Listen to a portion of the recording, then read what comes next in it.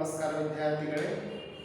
ನಾವು ಹಿಂದಿನ ಅವಧಿಯಲ್ಲಿ ರಾಜ್ಯಶಾಸ್ತ್ರದ ವ್ಯಾಪ್ತಿಯ ಬಗ್ಗೆ ನಾವು ವಿಷಯವನ್ನು ಪ್ರಾರಂಭ ಮಾಡಿದ್ವಿ.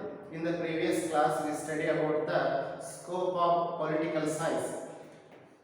ಇಲ್ಲೇ ರಾಜ್ಯಶಾಸ್ತ್ರದ ವ್ಯಾಪ್ತಿಗೆ ಸಂಬಂಧಪಟ್ಟಂತೆ ಮುಖ್ಯವಾಗಿ ಮೂರು ವರ್ಗದ ಚಿಂತಕರು ರಾಜ್ಯಶಾಸ್ತ್ರದ ವ್ಯಾಪ್ತಿಗೂ ರಾಜ್ಯದ ಅಧ್ಯಯನ, ಸರ್ಕಾರದ ಅಧ್ಯಯನ ಮತ್ತು ಮೂರನೇ ವರ್ಗದ ಚಿಂತಕರ ಅಭಿಪ್ರಾಯದಲ್ಲಿ ರಾಜ್ಯ ಮತ್ತು ಸರ್ಕಾರಗಳೆರಡರ ಅಧ್ಯಯನ ಅನ್ನುವಂಥ ವಾದವನ್ನು ಅವರು ಮಂಡನೆ ಮಾಡಿದರು. ಅಂತಿಮವಾಗಿ ಮೂರನೆಯ ವರ್ಗದ ಚಿಂತಕರ ವಾದ ಏನೈತಲ್ಲ ಅದು ಯೂನಿವರ್ಸಲ್ ಅಕ್ಸೆಪ್ಟೇಬಲ್ ಕಾನ್ಸೆಪ್ಟ್ ಅಂತೇಳಿ ನಾವು ಅಂತಿಮವಾಗಿ ನಿರ್ಧಾರಕ್ಕೆ ಬಂದ್ವಿ. ಅಂದ್ರೆ ರಾಜ್ಯಶಾಸ್ತ್ರದ ವ್ಯಾಪ್ತಿಯು ಕೇವಲ ರಾಜ್ಯದ ಬಗ್ಗೆ ಅಷ್ಟೇ ಅಲ್ಲ, ಸರ್ಕಾರದ ಬಗ್ಗೆ ಅಷ್ಟೇ ಅಲ್ಲ, ರಾಜ್ಯ ಮತ್ತು ಸರ್ಕಾರಗಳೆರಡರ ಕುರಿತಾಗಿಯೂ ಕೂಡ ವ್ಯವಸ್ಥಿತವಾಗಿ ವೈಜ್ಞಾನಿಕವಾಗಿ ಅಧ್ಯಯನ ಮಾಡುವಂತಹ ಒಂದು ವ್ಯಾಪ್ತಿ ರಾಜ್ಯಶಾಸ್ತ್ರದ ವ್ಯಾಪ್ತಿಯಾಗಿದೆ ಅನ್ನುವಂಥ ವಿಚಾರವನ್ನು ನಾವು ಹಿಂದಿನ ಅವಧಿಯಲ್ಲಿ ನೋಡಿದ್ವಿ. ಇಂದಿನ ಅವಧಿಯಲ್ಲಿ ಇಲ್ಲೇ 1948ರ ಸೆಪ್ಟೆಂಬರ್ ತಿಂಗಳಲ್ಲಿ ಯುನೆಸ್ಕೋ ಆಶ್ರಯದಲ್ಲಿ ಫ್ರಾನ್ಸ್ ದೇಶದ ರಾಜಧಾನಿಯಾದಂತಹ ಪ್ಯಾರಿಸ್ಸಿನಲ್ಲಿ ಅಂತಾರಾಷ್ಟ್ರೀಯ ಸಮಾಜ ವಿಜ್ಞಾನಿಗಳ ಸಮ್ಮೇಳನ ನಡೆಯಿತು. At the UNESCO conference in Paris held in 1948, ಅಲ್ಲೇ the political science study about the four main concept ಅನ್ನುವಂಥ ವಿಚಾರವನ್ನು ಅವರು ಹೇಳಿ, ಅಂದ್ರೆ 4 ಪ್ರಮುಖ ಕ್ಷೇತ್ರಗಳನ್ನು ಅಧ್ಯಯನ ಮಾಡುವುದು ರಾಜ್ಯಶಾಸ್ತ್ರದ ವ್ಯಾಪ್ತಿಗೆ ಒಳಪಡುತ್ತದೆ ಅನ್ನುವಂಥ ವಿಚಾರವನ್ನು ಅವರು ಹೇಳಿದರು. ಅಂದ್ರೆ political science is not only a study of state, political science is not only study of government. ಇವುಗಳನ್ನು ಹೊರತುಪಡಿಸಿ ರಾಜ್ಯಶಾಸ್ತ್ರ ವಿಷಯವು ಅನೇಕ ಸಂಗತಿಗಳೊಂದಿಗೆ ವ್ಯವಹರಿಸುತ್ತದೆ, ಅನೇಕ ಸಂಗತಿಗಳೊಂದಿಗೆ ಅಧ್ಯಯನದಲ್ಲಿ ತೊಡಗಿಸಿಕೊಳ್ಳುತ್ತದೆ ಅನ್ನುವಂಥ ವಿಚಾರವನ್ನು ನಾವು ಕಾಣ್ತೇವೆ. ಇದನ್ನ ನೆನಪಿಟ್ಟುಕೊಳ್ಳಿ ವಿದ್ಯಾರ್ಥಿಗಳೇ. ಯಾವಾಗ ಮತ್ತು ಎಲ್ಲಿ ಅಂತಾರಾಷ್ಟ್ರೀಯ ಸಮಾಜ ವಿಜ್ಞಾನಿಗಳ ಸಮ್ಮೇಳನ ನಡೆಯಿತು ಅನ್ನುವಂಥ ಪ್ರಶ್ನೆಯು ಕೂಡ ಬರಬಹುದು. ಅಂದ್ರೆ ಎಲ್ಲಿ ಅಂತಂದಲ್ಲೇ ಫ್ರಾನ್ಸ್ ದೇಶದ ಪ್ಯಾರಿಸ್ನಲ್ಲಿ. ಯಾವಾಗ ಅಂತಂದ್ರೆ 1948 ಸೆಪ್ಟೆಂಬರ್. ಇಲ್ಲೇ ರಾಜ್ಯಶಾಸ್ತ್ರಕ್ಕೆ ಸಂಬಂಧಪಟ್ಟಂತೆ ಇದು ಒಂದು ಪ್ರಮುಖವಾದ ಘಟ್ಟ ಅಂತಲೇ ನಾವು ಹೇಳ್ಬೋದು. ಸಮಾಜ ವಿಜ್ಞಾನಿಗಳು ರಾಜ್ಯಶಾಸ್ತ್ರದ ವ್ಯಾಪ್ತಿಯು ಅದು ಬಹಳಷ್ಟು ವಿಸ್ತಾರಗೊಂಡಿದೆ, ಎನ್ಲಾರ್ಜ್ ಇದೆ ಅನ್ನುವಂಥ ವಿಚಾರವನ್ನು ಫೈನಲೈಸ್ ಮಾಡಿದೆ. ಹೀಗಾಗಿ ಈ ಅಂತಾರಾಷ್ಟ್ರೀಯ ಸಮಾಜ ವಿಜ್ಞಾನಿಗಳ ಸಮ್ಮೇಳನದಲ್ಲಿ ಒಪ್ಪಿಕೊಂಡಂತಹ ಪ್ರಮುಖ ವಿಷಯಗಳು ಯಾವುವು ಅಂತಂದ್ರೆ ರಾಜ್ಯಶಾಸ್ತ್ರ ವಿಷಯದ ವ್ಯಾಪ್ತಿಯು ರಾಜಕೀಯ ಸಿದ್ಧಾಂತಗಳನ್ನು ಒಳಗೊಂಡಿದೆ, political theories. Without political theories we cannot study about the political science in detail. ಯಾಕಂದ್ರೆ ರಾಜ್ಯಶಾಸ್ತ್ರ ವಿಷಯವನ್ನು ನಾವು ಅಭ್ಯಾಸ ಮಾಡಬೇಕು ಅಂತಂದ್ರೆ ರಾಜ್ಯಶಾಸ್ತ್ರ ವಿಷಯಕ್ಕೆ ಪೂರಕವಾದಂಥ ಕೆಲವು ಸಿದ್ಧಾಂತಗಳನ್ನು ನಾವು ಅಭ್ಯಾಸ ಮಾಡಲೇಬೇಕು. ಹೀಗಾಗಿ ರಾಜಕೀಯ ಸಿದ್ಧಾಂತಗಳ ಅಧ್ಯಯನವು ಕೂಡ ರಾಜ್ಯಶಾಸ್ತ್ರದ ವ್ಯಾಪ್ತಿಗೆ ಒಳಪಡುತ್ತದೆ ಎನ್ನುವಂಥ ವಿಚಾರವನ್ನು ಹೇಳಿ, ಜೊತೆಗೆ ರಾಜಕೀಯ ಸಂಸ್ಥೆಗಳು political institutions are made study material to the political science. ರಾಜ್ಯಶಾಸ್ತ್ರ ವಿಷಯದ ಅತ್ಯಂತ ಪ್ರಮುಖವಾದ ಅಧ್ಯಯನದ ವಿಷಯ ವಸ್ತು ಯಾವುದು ಅಂತಂದ್ರೆ ರಾಜಕೀಯ ಸಂಸ್ಥೆಗಳು, ಪೊಲಿಟಿಕಲ್ ಇನ್ಸ್ಟಿಟ್ಯೂಷನ್ಸ್. ನಂತರ ರಾಜಕೀಯ ಪಕ್ಷಗಳು, political parties. Without political parties we cannot imagination the democratic system. ಯಾಕಂದ್ರೆ ಪ್ರಜಾಪ್ರಭುತ್ವ ವ್ಯವಸ್ಥೆಯಲ್ಲಿ ಕಾಲಕಾಲಕ್ಕೆ ಚುನಾವಣೆಗಳು ನಡೀಬೇಕು ಅಂತಂದ್ರೆ political parties are very essential for the state. ರಾಜ್ಯದಲ್ಲಿ ರಾಜಕೀಯ ಪಕ್ಷಗಳು ಇಲ್ಲ ಅಂತಂದ್ರೆ ಅಲ್ಲಿ ಚುನಾವಣೆಗಳನ್ನು ಉಳಿಸಿಕೊಳ್ಳಕ್ಕೆ ಸಾಧ್ಯವಿಲ್ಲ.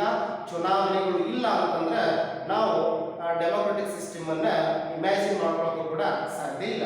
ಹೀಗಾಗಿ ರಾಜಕೀಯ ಪಕ್ಷಗಳ ಬಗ್ಗೆ ಅಧ್ಯಯನ ಮಾಡುವುದು ಕೂಡ ರಾಜ್ಯಶಾಸ್ತ್ರದ ವ್ಯಾಪ್ತಿಗೆ ಬರುತ್ತದೆ ಅನ್ನುವಂಥ ವಿಚಾರವನ್ನ ಹೇಳಿ, ಜೊತೆಗೆ ಅಂತಾರಾಷ್ಟ್ರೀಯ ಸಂಬಂಧಗಳು, international relations. International relations are very important parts of political science. ರಾಜ್ಯಶಾಸ್ತ್ರದ ವ್ಯಾಪ್ತಿಯಲ್ಲಿ ಅಂತಾರಾಷ್ಟ್ರೀಯ ಸಂಬಂಧಗಳ ಬಗ್ಗೆ ಅಧ್ಯಯನ ಮಾಡುವುದು ಅತ್ಯಂತ ಅವಶ್ಯಕವಾದಂತಹ ವಿಷಯವಾಗಿದೆ ಅನ್ನುವಂಥ ವಿಚಾರವನ್ನ 1948ರ ಸಮಾಜ ವಿಜ್ಞಾನಿಗಳ ಸಮ್ಮೇಳನದಲ್ಲಿ ನಿರ್ಧಾರ ಮಾಡಿದೆ.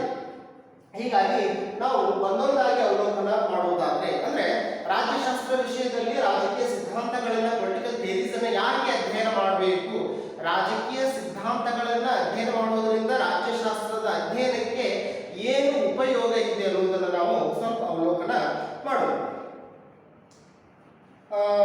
ರಾಜಕೀಯ ಸಿದ್ಧಾಂತಗಳು.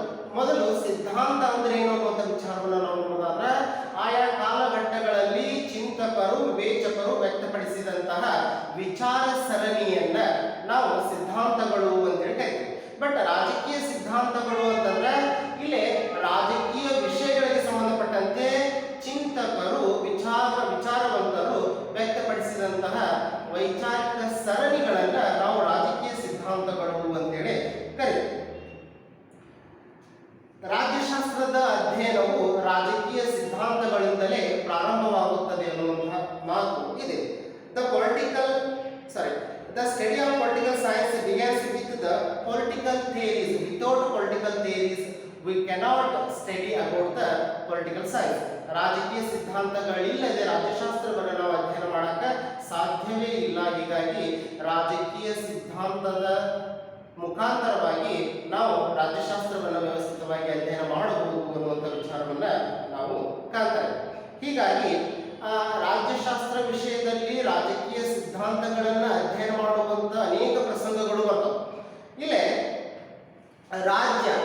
ರಾಜ್ಯದ ಬಗ್ಗೆ ಅಧ್ಯಯನ ಮಾಡಬೇಕು ಅಂತಂದ್ರೆ ರಾಜ್ಯದ ಉಗಮದ ಬಗೆಗೆ ಇರುವಂತಹ ಸಿದ್ಧಾಂತಗಳ ಬಗ್ಗೆ ಅಧ್ಯಯನ ಮಾಡಬೇಕು. Origin of the state.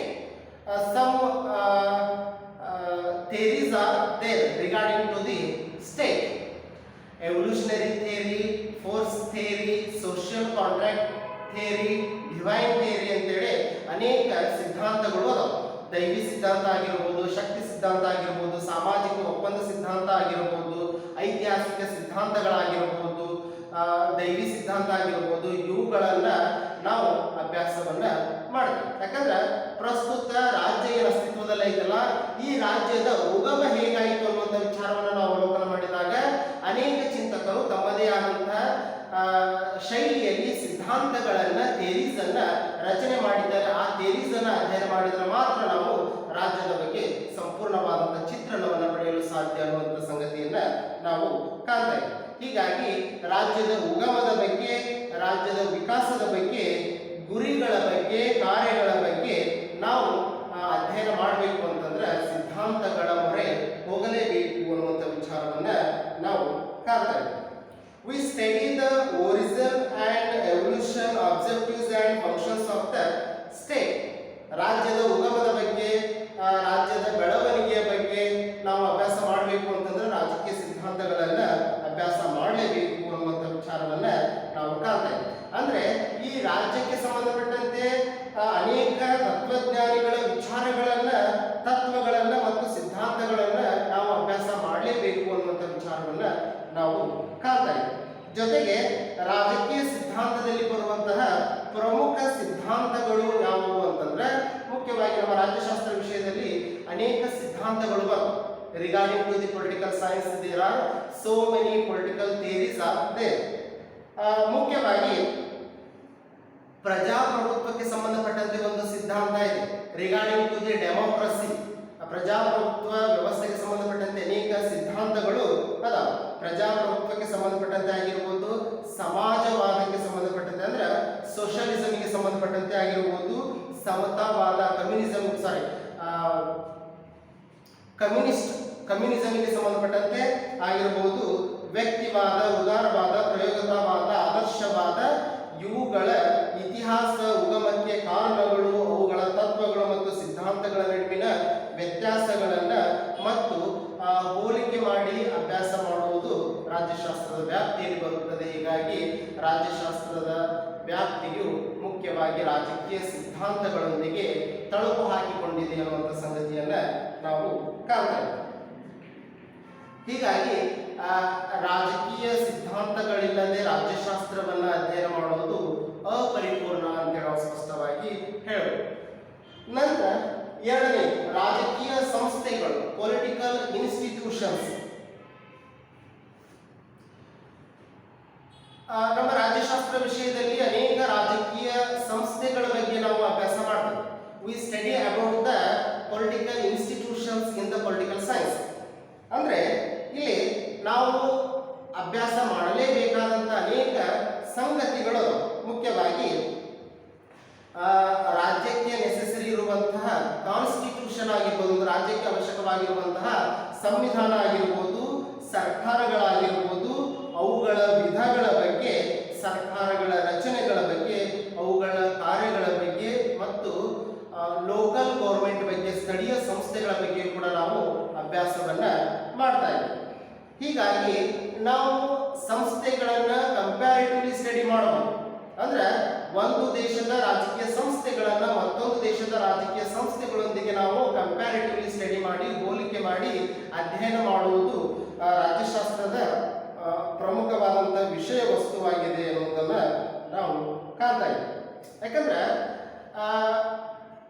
ಜಗತ್ತಿನಲ್ಲಿರುವಂಥ ಹಲವಾರು ಸಂವಿಧಾನಗಳನ್ನು ನಾವು ಅಭ್ಯಾಸ ಮಾಡಿದಾಗ ನಮ್ಮ ಭಾರತ ದೇಶದ ಸಂವಿಧಾನ ಎಷ್ಟು ಪರಿಪಕ್ವವಾದ ಸಂವಿಧಾನ, ಎಷ್ಟು ಪೊಟೆನ್ಷಿಯಲ್ ಕಾನ್ಸ್ಟಿಟ್ಯೂಷನ್ ಅನ್ನುವಂಥ ವಿಚಾರವನ್ನು ನಾವು ಕಾಣ್ತೇವೆ. ಅಂದರೆ ಅನೇಕ ಸಂವಿಧಾನದಲ್ಲಿರುವಂಥ ಪ್ರಮುಖ ಅಂಶಗಳನ್ನು ಎರವಲು ಪಡೆದುಕೊಂಡು ಭಾರತದ ಸಂವಿಧಾನವನ್ನು ರಚನೆ ಮಾಡಿದರು. ಹೀಗಾಗಿ ಸಂವಿಧಾನ, constitution is one of the most important political institutions of in our study. ಜೊತೆಗೆ ಸರ್ಕಾರಗಳ ಬಗ್ಗೆ, ಹೌದಾ, ಸರ್ಕಾರಗಳ ಬಗ್ಗೆ, ಸರ್ಕಾರಗಳ ಅಂಗಗಳ ಬಗ್ಗೆ, ಲೆಜಿಸ್ಲೇಟಿವ್, ಜುಡಿಷಿಯರಿ, ಎಕ್ಸಿಕ್ಯೂಟಿವ್, ಶಾಸಕಾಂಗ, ಕಾರ್ಯಾಂಗ ಮತ್ತು ನ್ಯಾಯಾಂಗಗಳ ಬಗ್ಗೆ ನಾವು ಡಿಟೇಲ್ ಆಗಿ ಅಭ್ಯಾಸ ಮಾಡಬೇಕು. ಯಾಕಂದ್ರೆ government also one of the most important political institutions ಅನ್ನುವಂಥ ವಿಚಾರವನ್ನು ನಾವು ಕಾಣ್ತಾ ಇದ್ದೀವಿ. ಜೊತೆಗೆ ಸ್ಥಳೀಯ ಸರ್ಕಾರಗಳ ಬಗ್ಗೆಯೂ ಕೂಡ ಈಗ ನಿಮಗೆ ಗೊತ್ತಿರೋ ಹಾಗೆ local and rural governments are there in our country.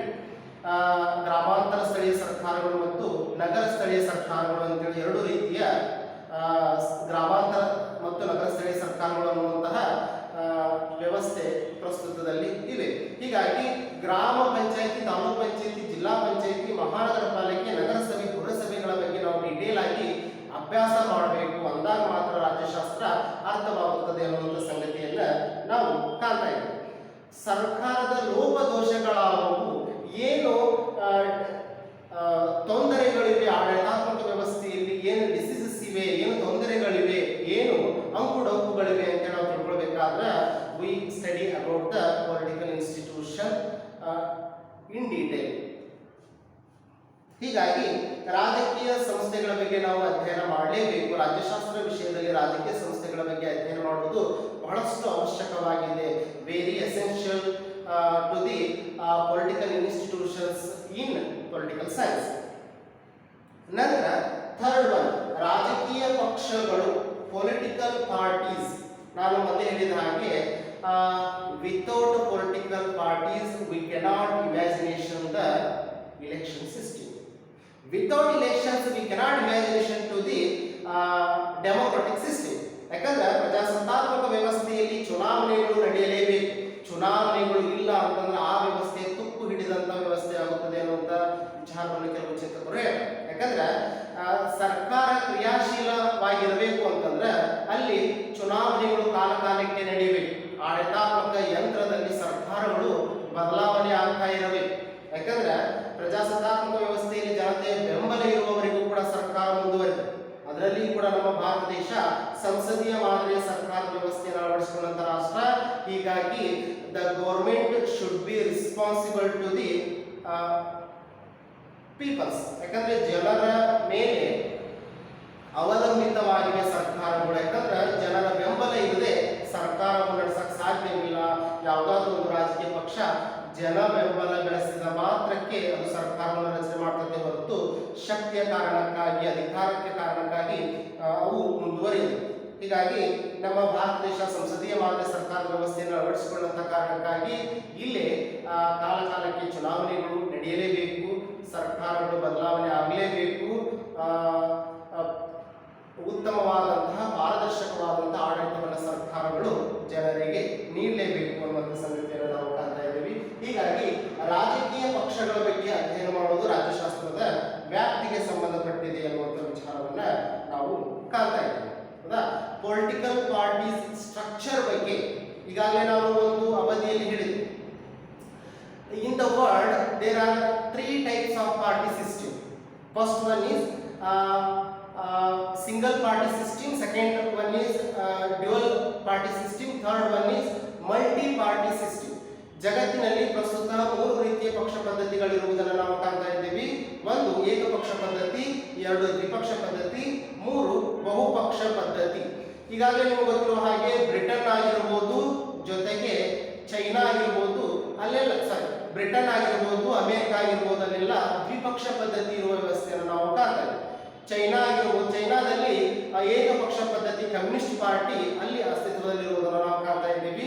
But ನಮ್ಮ ಭಾರತ ದೇಶ ವೈವಿಧ್ಯಮಯವಾದಂತಹ ರಾಷ್ಟ್ರ ಆದ ಕಾರಣಕ್ಕಾಗಿ ಇಲ್ಲಿ ಬಹುಪಕ್ಷ ಪದ್ಧತಿ ವ್ಯವಸ್ಥೆ ಜಾರಿಯಲ್ಲಿದೆ, ಮಲ್ಟಿ ಪಾರ್ಟಿ ಸಿಸ್ಟಮ್ ಇಲ್ಲಿ ಇದೆ. ಮತ್ತೆ ಭಾರತ ದೇಶದ ಚುನಾವಣಾ ಆಯೋಗವು ಕೂಡ ಇಲ್ಲಿ ರಾಷ್ಟ್ರೀಯ ಪಕ್ಷಗಳು ಮತ್ತು ಪ್ರಾದೇಶಿಕ ಪಕ್ಷಗಳು ಅಂತ ಹೇಳಿ ಸ್ಟೇಟಸ್ ಅನ್ನ ಕೊಡ್ತದೆ, ಸ್ಥಾನಮಾನಗಳನ್ನು ನೀಡುವಂತಹ ಒಂದು ವ್ಯವಸ್ಥೆ ಐತೆ. ಹೀಗಾಗಿ what are the powers and functions of political parties, ಜೊತೆಗೆ how it is organized, ಹೇಗೆ ಸಂಘಟನೆಗೊಳ್ಳುತ್ತವೆ ರಾಜಕೀಯ ಪಕ್ಷಗಳು ಅನ್ನುವಂಥ ವಿಚಾರವನ್ನು ಕೂಡ ನಾವು ಅಭ್ಯಾಸ ಮಾಡ್ತೀವಿ. ಜೊತೆಗೆ ಪೊಲಿಟಿಕಲ್ ಡಿಸ್ಕಷನ್, ಪೊಲಿಟಿಕಲ್ ಪಾರ್ಟೀಸ್ ಯಾವುದಾದ್ರೂ ಒಂದು ಪೊಲಿಟಿಕಲ್ ಇಶ್ಯೂ ಇಟ್ಕೊಂಡು ಡಿಸ್ಕಷನ್ ಮಾಡುವಂಥ ಒಂದು ವ್ಯವಸ್ಥೆಯನ್ನು ಕೂಡ ನಾವು ಕಾಣ್ತಾ ಇದ್ದೀವಿ. ಹೀಗಾಗಿ ರಾಜಕೀಯ ಪಕ್ಷಗಳು ರಾಜ್ಯಶಾಸ್ತ್ರದ ಅಧ್ಯಯನದ ಪ್ರಮುಖ ವಿಷಯ ವಸ್ತು ಅಂತ ಹೇಳುವ ಸ್ಪಷ್ಟವಾಗಿ ಹೇಳ್ಬೋದು. ಜೊತೆಗೆ ರಾಜಕೀಯ ಪಕ್ಷಗಳ ಬಗ್ಗೆ ನಾವು ಅಧ್ಯಯನ ಮಾಡುವಂಥ ಸಂದರ್ಭದಲ್ಲಿ we study about the elections and electoral college, ಮತದಾರರ ವರ್ಗದ ಬಗ್ಗೆ ಮತ್ತು ಚುನಾವಣೆಗಳ ಬಗ್ಗೆ ನಾವು ರಾಜಕೀಯ ಪಕ್ಷಗಳ ವಿಷಯಕ್ಕೆ ಸಂಬಂಧಪಟ್ಟಂತೆ ಅಭ್ಯಾಸವನ್ನ ಮಾಡ್ತೀವಿ. ಸಾರ್ವಜನಿಕ ಆಡಳಿತದಲ್ಲಿ ಪ್ರಜೆಗಳ ಪಾಲ್ಗೊಳ್ಳುವಿಕೆಗೆ ಸಂಬಂಧಪಟ್ಟಂತೆ ಕೂಡ ನಾವು ಇಲ್ಲಿ ಅಭ್ಯಾಸವನ್ನ ಮಾಡ್ತೇವೆ. ಹೀಗಾಗಿ political parties are very important part of the political science. ರಾಜ್ಯಶಾಸ್ತ್ರ ವಿಷಯವನ್ನ ರಾಜಕೀಯ ಪಕ್ಷಗಳಿಲ್ಲದೆ, ರಾಜಕೀಯ ಚರ್ಚೆಗಳಿಲ್ಲದೆ, ಚುನಾವಣೆಗಳಿಲ್ಲದೆ, ಚುನಾವಣಾ ಪ್ರಚಾರಗಳಿಲ್ಲದೆ, ಫಲಿತಾಂಶಗಳಿಲ್ಲದೆ ನಾವು ಊಹೆ ಮಾಡ್ಕೊಳ್ಳೋಕ್ಕೂ ಕೂಡ ಸಾಧ್ಯ ಇಲ್ಲ. ಹೀಗಾಗಿ ರಾಜ್ಯಶಾಸ್ತ್ರ ವಿಷಯ ಮುಖ್ಯವಾಗಿ ರಾಜಕೀಯ ಪಕ್ಷಗಳನ್ನು ಕೂಡ ಅಧ್ಯಯನ ಮಾಡುವಂಥ ವ್ಯಾಪ್ತಿಯನ್ನು ಹೊಂದಿದೆ ಅನ್ನುವಂಥ ವಿಚಾರವನ್ನು ನಾವು ಕಾಣ್ತೇವೆ. ಜೊತೆಗೆ ಅಂತಿಮವಾಗಿ ರಾಜ್ಯಶಾಸ್ತ್ರದ ವ್ಯಾಪ್ತಿ ಅಂತಾರಾಷ್ಟ್ರೀಯ ಸಂಬಂಧಗಳನ್ನು ಅಭ್ಯಾಸ ಮಾಡುತ್ತದೆ. The political science is study about the international relations. ಯಾಕಂದ್ರೆ ಜಾಗತಿಕ ಮಟ್ಟದಲ್ಲಿ ಜಾಗತಿಕ ರಾಜಕಾರಣದ ಬಗ್ಗೆ, ವರ್ಲ್ಡ್ ಪಾಲಿಟಿಕ್ಸ್ ಬಗ್ಗೆ ನಾವು ಸ್ಟಡಿ ಮಾಡಬೇಕು ಅಂತಂದ್ರೆ we go to the international relations. ರಾಜ್ಯಶಾಸ್ತ್ರದ ವಿಷಯದ ಒಂದು ಅವಿಭಾಜ್ಯ ಅಂಗ ಯಾವುದು ಅಂತಂದ್ರೆ ಅಂತಾರಾಷ್ಟ್ರೀಯ ಸಂಬಂಧಗಳು. ನನಗೆ ಗೊತ್ತಿರುವ ಹಾಗೆ ನಮ್ಮ ಭಾರತ ದೇಶದ ಕೆಲವು ವಿಶ್ವವಿದ್ಯಾಲಯಗಳಲ್ಲಿ ಇಂಟರ್ನ್ಯಾಷನಲ್ ರಿಲೇಷನ್ಸ್ ಅಂತೇಳಿ ಸಪ್ರೇಟ್ ಡಿಪಾರ್ಟ್ಮೆಂಟ್ ಇರುವ ವ್ಯವಸ್ಥೆಯನ್ನು ಕೂಡ ನಾವು ಕಾಣ್ತಾ ಇದ್ದೀವಿ. ಹಾಗಾಗಿ ಅಂತಾರಾಷ್ಟ್ರೀಯ ಸಂಬಂಧಗಳು ರಾಜ್ಯಶಾಸ್ತ್ರ ವಿಷಯದ ಪ್ರಮುಖ ಅಧ್ಯಯನದ ವಿಷಯಗಳಾಗಿವೆ ಅನ್ನುವುದನ್ನು ನಾವು ಕಾಣ್ತೇವೆ. In the world there are 2 types of organizations. One is a universal organization, another one is regional organization. ಜಾಗತಿಕ ಮಟ್ಟದಲ್ಲಿ 2 ರೀತಿಯ ಅಂತಾರಾಷ್ಟ್ರೀಯ ಸಂಘಟನೆಗಳಿರುವುದನ್ನು ನಾವು ಕಾಣ್ತಾ ಇದ್ದೇವೆ.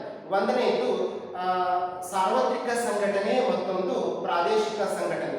ಸಾರ್ವತ್ರಿಕ ಸಂಘಟನೆ ಅಂತಂದ್ರೆ ಜಗತ್ತಿನ ಎಲ್ಲ ರಾಷ್ಟ್ರಗಳು ಕೂಡ ಆ ಸಂಘಟನೆಯ ಸದಸ್ಯತ್ವವನ್ನು ಪಡೆಯಬಹುದು. ಉದಾಹರಣೆಗೆ ವಿಶ್ವಸಂಸ್ಥೆ.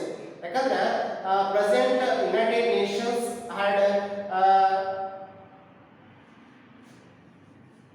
Very important rule in the world. ಯಾಕಂದ್ರೆ ಜಾಗತಿಕ ಮಟ್ಟದಲ್ಲಿ ವಿಶ್ವಸಂಸ್ಥೆ ಒಂದು ಪ್ರಮುಖವಾದಂತಹ ಪಾತ್ರವನ್ನು ನಿರ್ವಹಿಸ್ತಾ ಇದೆ ಅನ್ನುವಂತಹ ವಿಚಾರವನ್ನು ನಾವು ಕಾಣ್ತಾ ಇದ್ದೇವೆ. 193 ಸದಸ್ಯ ರಾಷ್ಟ್ರಗಳನ್ನು ಹೊಂದಿದಂತಹ ಒಂದು ದೊಡ್ಡ ಸಂಘಟನೆ ಯಾವುದಾದ್ರೂ ಇದ್ರೆ ಅದು ಯುನೈಟೆಡ್ ನೇಷನ್ಸ್ ಆಫ್ ಆರ್ಗನೈಸೇಷನ್.